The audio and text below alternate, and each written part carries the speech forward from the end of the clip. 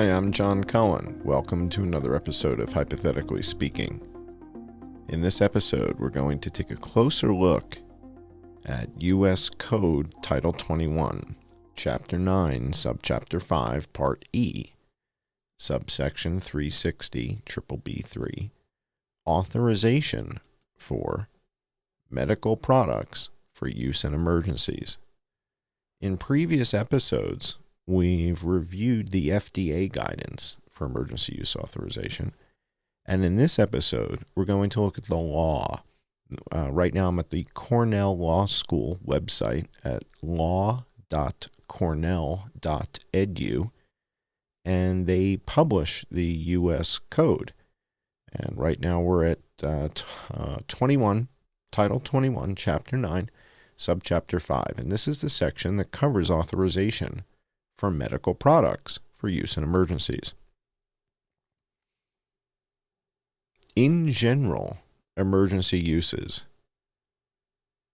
notwithstanding any provision of this chapter in Section 351 of the Public Health Service Act, and subject to the provisions of this section, the Secretary may authorize the introduction into interstate commerce during the effective period of a declaration under subsection B of a drug, device, or biological product intended for use in an actual or potential emergency referred to in this section as an emergency use.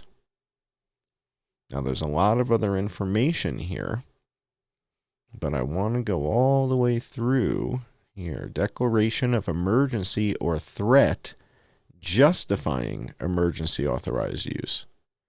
So we need to have this section. Let's spend some time on this. In general, the Secretary. If I click on Secretary, where does it take us? The term Secretary means the Secretary of Health and Human Services. Okay? The Secretary may make a declaration that the circumstances exist justifying the authorization under this subsection for a product on the basis of a determination by the Secretary of Homeland Security that there is a domestic emergency or a significant potential for a domestic emergency involving a heightened risk of attack with a biological, chemical, radiological, or nuclear agent or agents. I don't think we're dealing with that.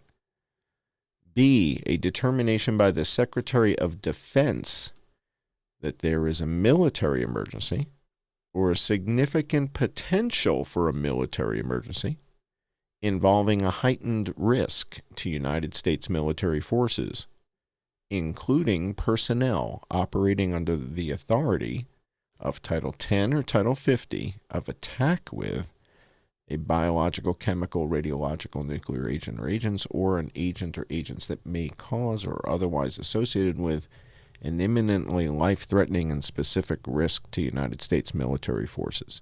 C, a determination by the Secretary that there is a public health emergency or a significant potential for a public health emergency that affects or has a significant potential to affect national security or the health and security of United States citizens living abroad.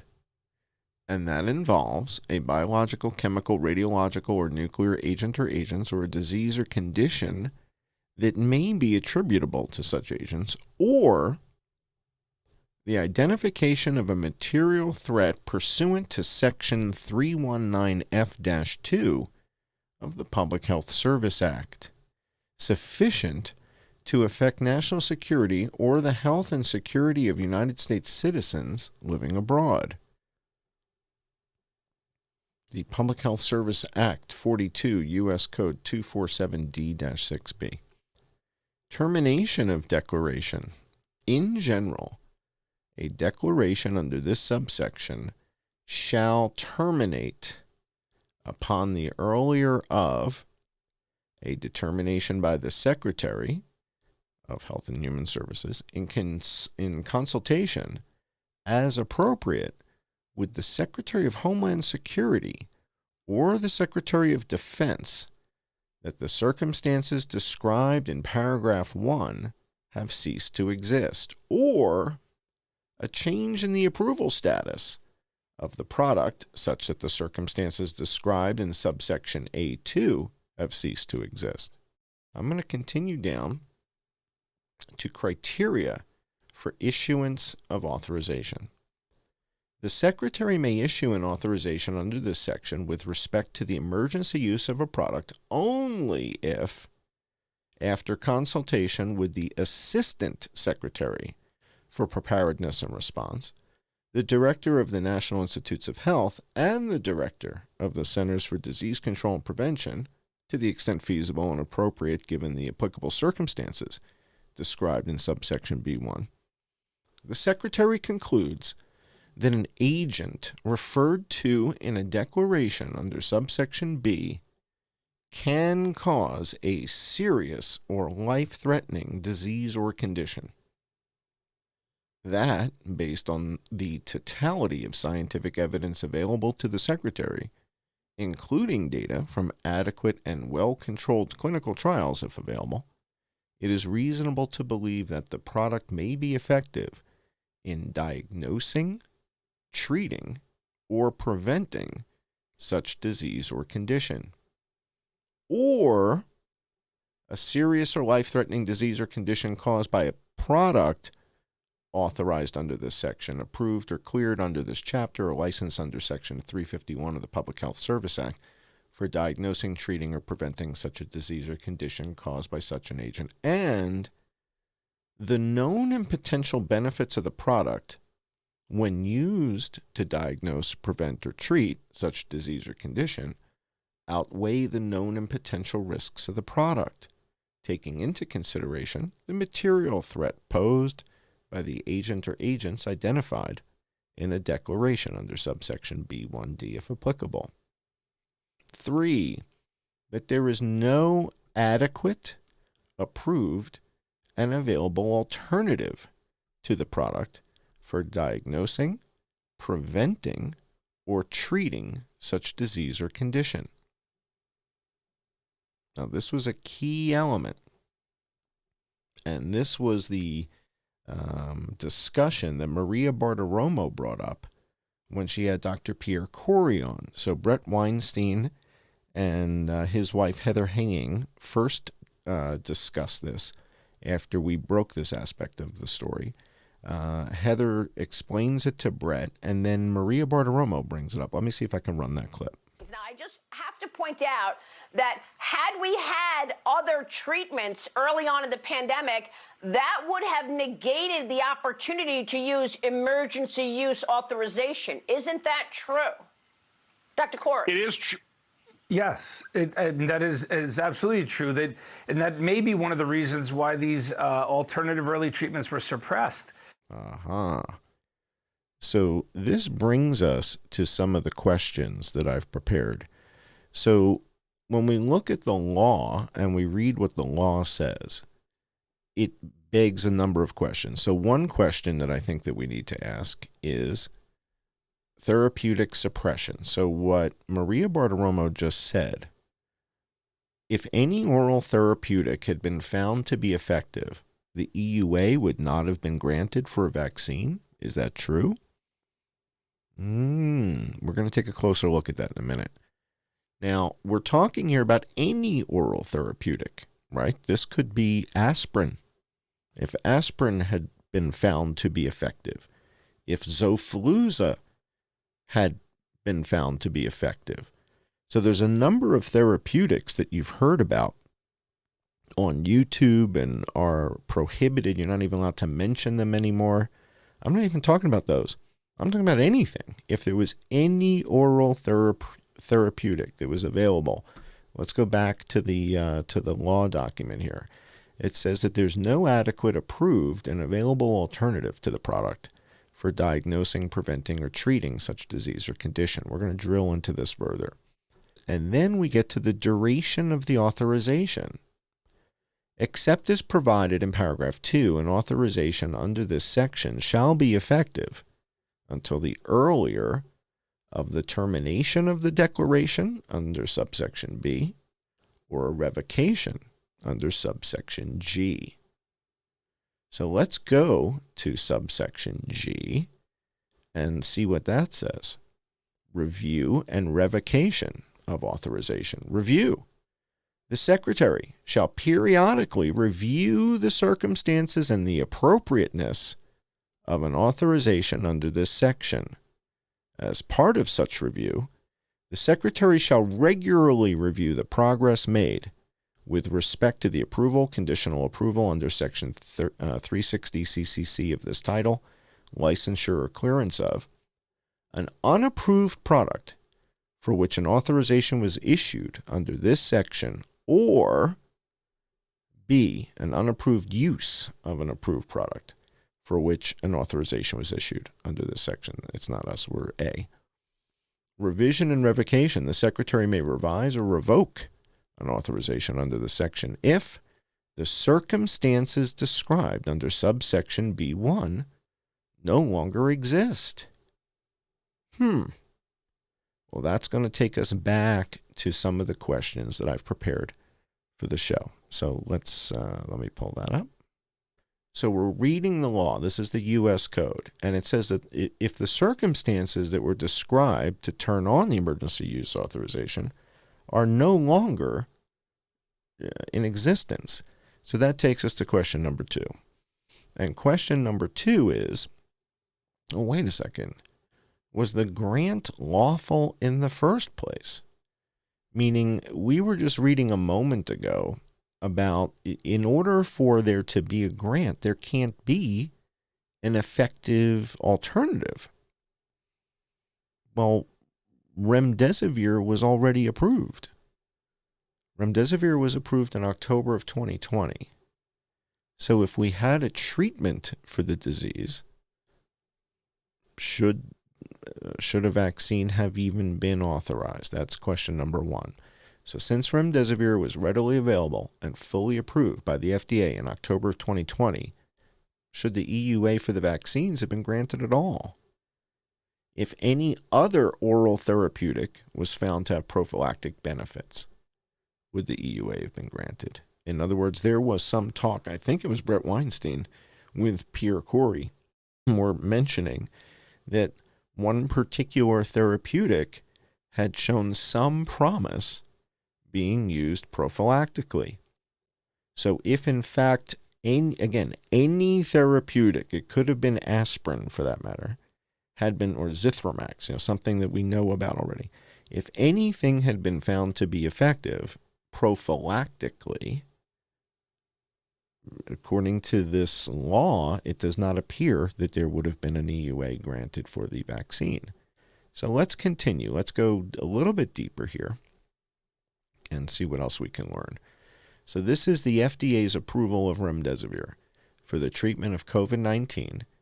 And this is dated October 22nd, 2020. So that's when remdesivir was approved.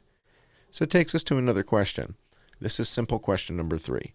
How many of the 600,000 people or so in the United States that died with coronavirus, of those 600,000, how many were given remdesivir but died anyway? So we gave them this medication, but it just didn't work well enough or whatever. They were too far gone. So of the 600,000, did we give 100,000 remdesivir? Did we give 300,000 remdesivir? Did we give 500? I have no idea. But I'd like to know, of the 600,000 people that died with coronavirus in the United States, how many of them were given the remdesivir treatment, the course of treatment? Then the flip side of that question is, well, how many of the 600,000 or so that died were not given remdesivir? And then the question I imagine their families will be asking is, well, why weren't they? If that's the only FDA-approved therapeutic treatment for coronavirus, why were certain people not given that? And that's probably a fair question. So that takes us to simple question number 4. And when we get to simple question number 4, this is related to question number 3, which is, well, why does the World Health Organization not recommend remdesivir? That's hard for Americans to understand because it's the only FDA-approved therapeutic treatment. And YouTube doesn't allow you to publish anything that contradicts the WHO or the FDA or the CDC, but it seems that they're contradicting each other. So the WHO, the World Health Organization, and what you're looking at right now is an image from their website.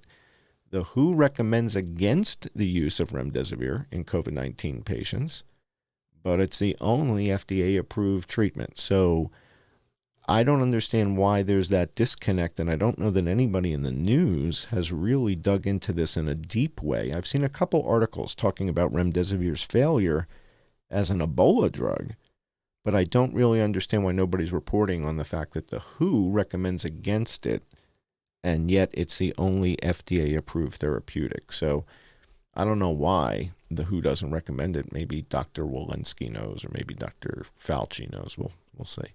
All right, that takes us to another simple question. This is simple question number 5. And this is, which of the top management at the CDC and NIH and NIAID, which is where Fauci works, have their names on patents as per the Bayh-Dole Act? That looks like I spelled it wrong. I typed B-A-Y-E. It's actually B-A-Y-H. So the Bayh-Dole Act says that royalties from certain inventions are shared with the inventors that work for the CDC and NIH. And in 1980, the federal government had approximately 30,000 patents, of which only 5% led to new or improved products. So they put this Bayh-Dole Act in place. So the Bayh-Dole Act gave universities control of their inventions with money that they receive from the federal government, but the people who work on it, they get to put their names on the inventions on the patents. Stanford's Cohen-Baer patent on the basic gene splicing tools, the Axel patents from Columbia University, which provided a completely new process for inserting genes into mammalian cells to make protein.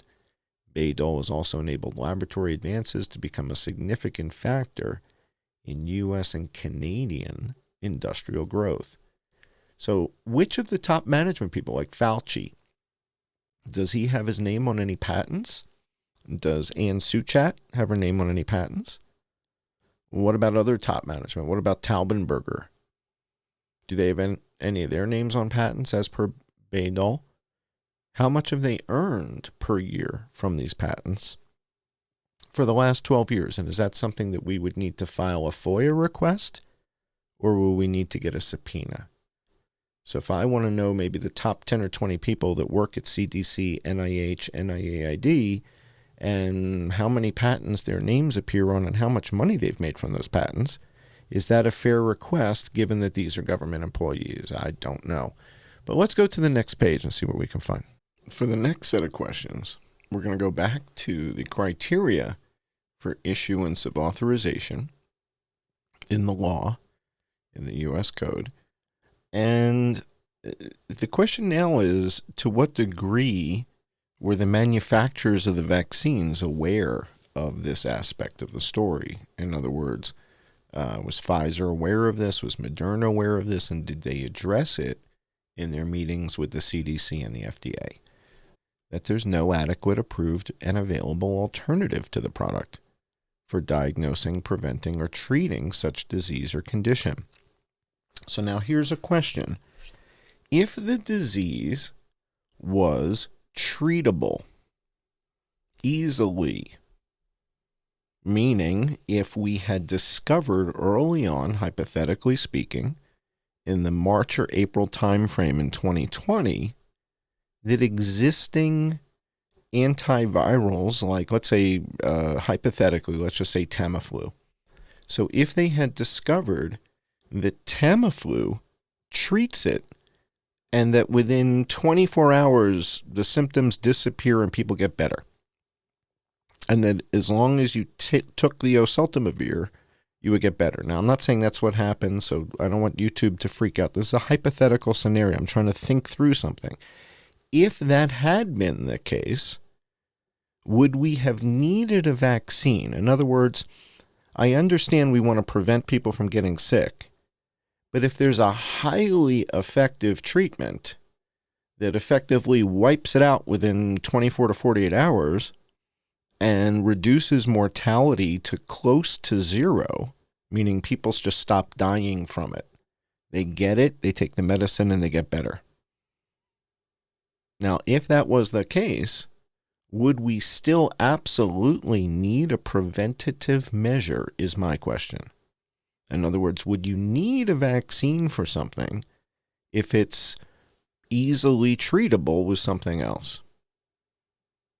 And again, I have no idea. I don't know the answers to these questions. That's why I keep asking them, because I don't know the answers. Right? So I'm not claiming anything. I'm simply saying that hypothetically, had an existing therapeutic treatment, Zithromax, right? Erythromycin, any existing product out there, anything, had anything been found to be effective, highly effective, in treating SARS coronavirus, would we have needed a vaccine for it? I don't know. And who decides that? I don't know that either. But I sure know I'd like to be a fly on the wall in the presentation that Pfizer gave to the FDA and that Moderna gave to the FDA to say, we really think you should give us emergency use authorization. Well, we're going to get to, not quite get to do that, but something kind of close. I was able to stumble into the Moderna presentation to the FDA, and we're going to review that right now.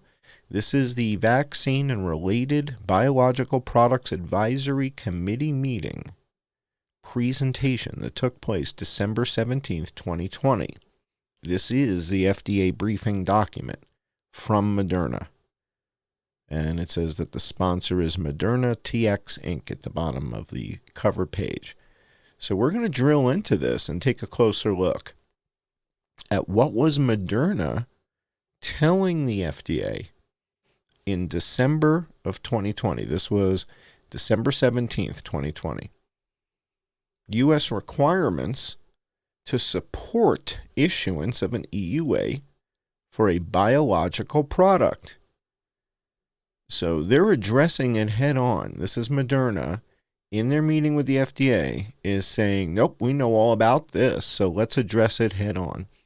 Based on the declaration by the Secretary of Health and Human Services that the COVID-19 pandemic constitutes a public health emergency with a significant potential to affect national security or the health and security of United States citizens living abroad, FDA may issue an EUA after determining that certain statutory requirements are met. Now, let's dig into this a little bit. It constitutes a public health emergency with a significant potential to affect national security.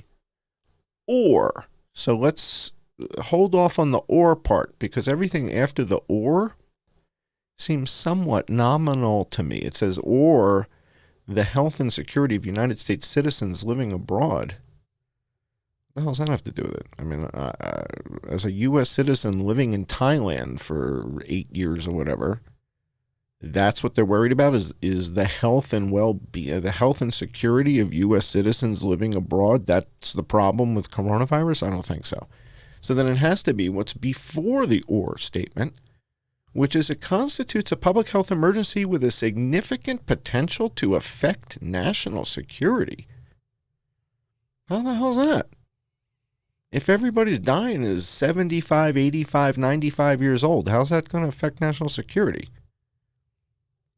Is that, I'm confused. That's who's flying the fighter jets now, or the 85-year-olds? That's who's in the infantry? How is this going to impact national security? I'm missing that connection, but let's go to the next bullet point. The chemical, biological, radiological or nuclear agent referred to in the March 27th, 2020 EUA declaration. I guess it's biological. It's not chemical. It's not radiological or nuclear, so it's biological. So the biological agent referred to in the March 27th, 2020 EUA declaration so March 27th, 2020. That's 2 weeks from the day that President Trump declared a national emergency. That was declared Friday, the 13th of March. So 14 days later, on the 27th, the Secretary of Health and Human Services, which I think was Azar at the time, but I could be wrong, I think it was Azar, declared an emergency use authorization based on this emergency. So based on the totality of scientific evidence available, including data from adequate and well-controlled trials, if available, it is reasonable to believe. So that means that they may not have any of that.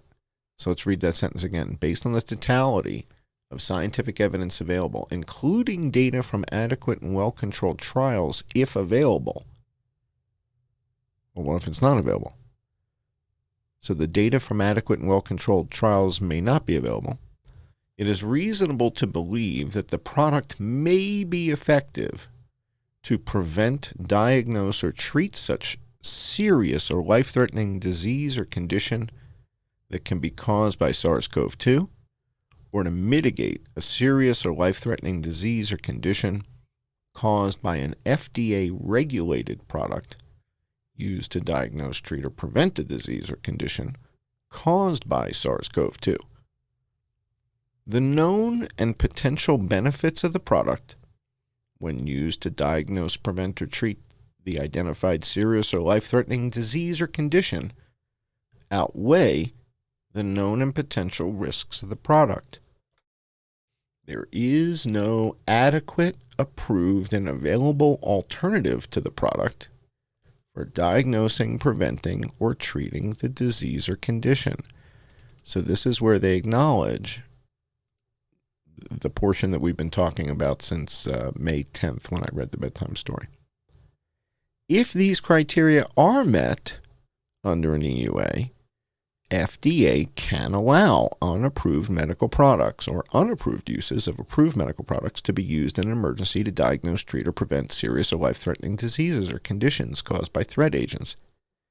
FDA has been providing regulatory advice to COVID-19 vaccine manufacturers regarding the data needed to determine that a vaccine's benefit outweigh its risks. So the FDA has been telling them, here's what you need to show us in order for us to believe that the benefit outweighs the risk. So here's how you need to structure your data. This includes demonstrating that the manufacturing information ensures product quality and consistency, along with data from at least one phase 3 clinical trial demonstrating a vaccine's safety and efficacy in a clear and compelling manner. In the event an EUA is issued for this product, it would still be considered unapproved and would continue under further investigation under an investigational new drug application. Licensure of a COVID-19 vaccine will be based on review of additional manufacturing, efficacy, and safety data, providing greater assurance of the comparability of licensed product to product tested in the clinical trials, greater assurance of safety based on larger numbers of vaccine recipients who have been followed for a longer period of time, and additional information about efficacy that addresses, among other questions, the potential for waning of protection over time. Waning of protection over time. And we go to the next section. Again, from the Moderna presentation to the FDA. Alternatives for prevention of COVID-19. So this is how they get around the section that we've been looking at the whole time. So what we've been talking about the last couple of weeks, the criteria for issuance of authorization, that says there can be no adequate, approved, and available alternative to the product for preventing or treating the disease. And that's why I just asked a few minutes ago, if we had an effective treatment like azithromycin, like erythromycin, like aspirin, like anything that we already had, and it treated it 24 hours, 48 hours and gone, would we still need a vaccine? I don't know, but let's hear what Moderna has to say. Moderna says alternatives for prevention of COVID-19. No vaccine or other medical product is FDA approved for prevention of COVID-19. On December 11th, 2020, FDA issued an EUA for the Pfizer-BioNTech COVID-19 vaccine for active immunization for prevention of COVID-19 due to SARS-CoV-2 in individuals 16 years of age and older. However, the Pfizer-BioNTech COVID vaccine is not an approved product. And furthermore, it's not available in quantity sufficient to vaccinate all persons in the U.S. One more time. And furthermore, is not available in quantity sufficient to vaccinate all persons in the U.S. for whom the vaccine is authorized for use. On October 22nd, 2020, FDA approved remdesivir for use in adult and pediatric patients 12 years of age and older and weighing at least 40 kilograms for the treatment of COVID-19 requiring hospitalization. Several other therapies are currently available under emergency use authorization, but not FDA approved for treatment of COVID-19. Thus, there is currently no adequate, approved, and available alternative for prevention of COVID-19. That's Moderna's pitch to the FDA. Less than a week later, they received their EUA. So let's go to question number 6. What constitutes a medical emergency? In particular, for school-age children, 5 to 18 years old. What constitutes a medical emergency? What is the line where we say, oh boy, once we get to that point, we're going to have to mandate vaccines? And this is an interesting question to ask someone on the street. If you were in charge of the FDA or the CDC, and there was an outbreak of something, and once you got to a certain number of kids that started to die from this, when would you mandate mandatory vaccines? How many kids would need to die? Most people I talk to, the answer's in the thousands. 5,000, 10,000 kids, something like that. And when they hear that fewer than 300 children have died, school-age kids, 5 to 18, have died in the last 18 months since the onset of the pandemic. So in a year and a half, less than 300 school-age kids, 5 to 18, have died with coronavirus in the United States. More kids drown than have died with coronavirus in the United States in the same period of time. And in fact, in 2019, before we stopped counting, 199 kids died from pediatric influenza in the 12-month season. And we're looking at 18 months of data for coronavirus, and it's fewer than 300 kids. So it's actually lower than the influenza death rate from 2-3 years ago. So the question is, what constitutes a medical emergency?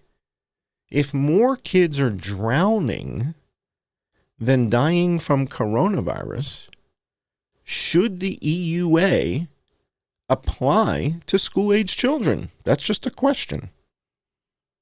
I'm not saying it should or it shouldn't. I don't know. But I am curious how those decisions are made and who's making those decisions. Where is the line? Did somebody at the CDC or the FDA say, oh, no. Once we get to 250 kids that have died, that's it. Now we have to vaccinate the entire country of children. That's the number. The number's 250. So that means if next year there's an outbreak of something, and 200, 300 kids die, we should be prepared for another series of vaccinating the entire country of children. So I'm just trying to figure out, where's that line? At what number do we say, yikes, I think we're going to have to vaccinate every kid in the country, right? So we've talked about polio and smallpox in the past. How do we decide, right? That we've also talked about the GCB vaccine that the United States does not mandate for tuberculosis, because not that many kids die from tuberculosis in the United States. So the GCB vaccine is not mandated. How many kids would need to die? I'm guessing 271 kids, right? So if next season 271 kids end up dying from tuberculosis in the United States, I would fully expect that we're going to have to mandate the GCB vaccine as well. That's a question, not a claim. I'm asking. So this is like an open question to Dr. Walensky. If in fact next season 271 kids die from tuberculosis in the United States, we should expect to mandate the GCB vaccine, right? I don't know. Question number 7. What constitutes a medical emergency for people under 45? A week or two ago, I prepared a presentation that I gave to a group that assembled in Philadelphia. And I think one of the aspects of the presentation that really stunned people was that in the United States, fewer than 17,000 people have died with COVID-19. And of those, 5% had just COVID on their death certificate, meaning less than 1,000 people in the United States that are 45 and younger died of just coronavirus on their death certificate with no other comorbidity. Less than 1,000 people. By comparison, 1,182 people younger than 45 fell down and died last year. So if more than 1,000 people fell down and died, and less than 1,000 people died from just SARS-CoV-2 without a cancer, or, some sort of complication like diabetes or whatever. I'm talking about pure SARS-CoV-2. The 5% that had just that on their death certificate, that's less than 1,000 people.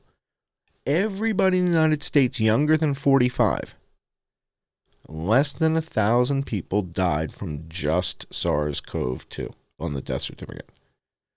Now, if you add in acute respiratory distress disorder, influenza, pneumonia, diabetes, the number still doesn't reach 17,000 people, which is less than 3%. So less than 3% of the total deaths were people younger than 45. So the question is that a medical emergency? Is an emergency use authorization really necessary for people younger than 45? Now, the other thing that we know is that of these 17,000 people that are younger than 45, 2/3 of them are men that are dying, not women. So if it turns out that only 1/3 of this number is women, is it a medical emergency that necessitates vaccinating them when they're pregnant? I don't know. But again, there's only 17,000 people total that have died with coronavirus, younger than 45. Of that number, about 2/3 are men, 1/3 is women.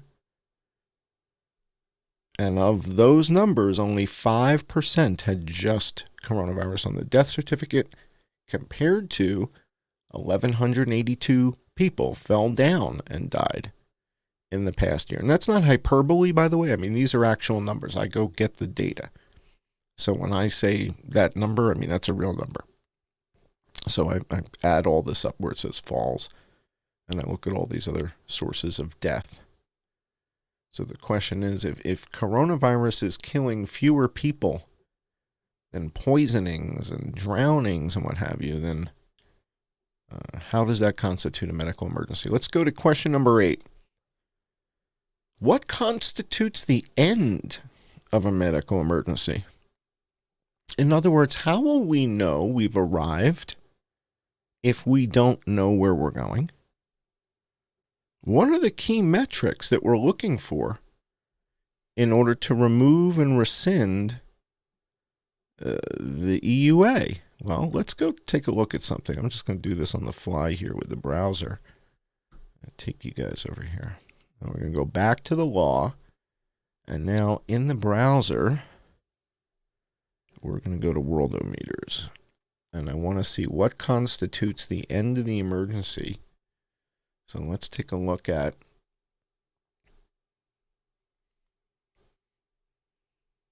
I'm going to go to the United States. I'm looking at Worldometers right now.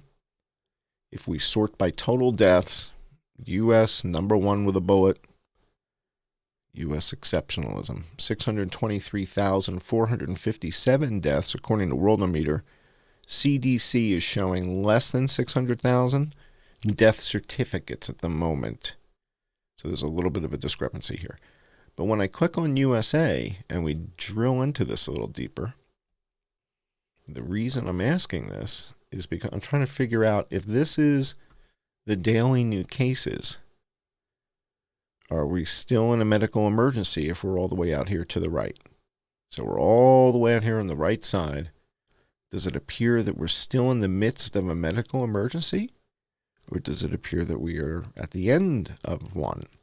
Here's the total deaths, daily new deaths in the United States. So at some point in every outbreak, we reach a point called depletion of susceptibles, meaning the people who are susceptible to the disease have already gotten it and gotten better, have already gotten it and died, have been vaccinated, and that's it for susceptible people. The rest of the people, for whatever reason, are not susceptible. We don't know why.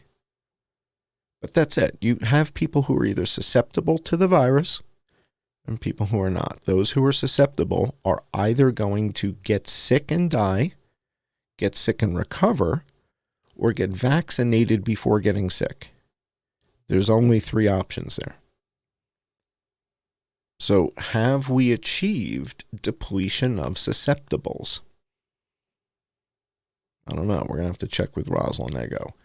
But at some point, this is going to end. They always do. And so that takes us back to the ending. What constitutes the end of a medical emergency? What are the key metrics we're looking for to remove and rescind it? Well, what you're looking at here is a letter. And this is a letter from Margaret Hamburg, I think, Commissioner of Food and Drugs at the FDA, to Thomas Frieden, the MD and Masters of Public Health and Director for the CDC in 2010. So during the swine flu pandemic, there was an EUA that was declared for certain things. And what you're reading here is the letter to terminate the EUA that was written June 21st, 2010. Now, there's a number of these. So this letter, Dear Dr. Frieden, this letter is to provide advance notice of the termination of the declaration of emergency that was issued by the then acting Secretary of the Department of Health and Human Services, Charles Johnson, April 27th, 2009. So April, May, June. So 14 months the EUA was in effect, pursuant to section justifying the authorization of emergency use of certain personal respiratory protection devices. This declaration of emergency will terminate when the public health emergency determination for 2009 H1N1 influenza expires June 23rd, 2010. So there was a date. They decided this is it, and they sent out the letters. Here's another one.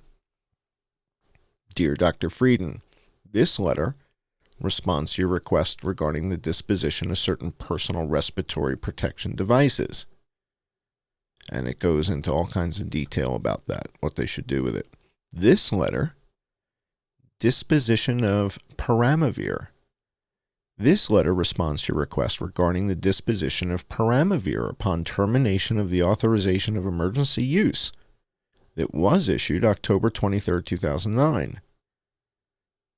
Okay, so this is terminated. Now what? Another one.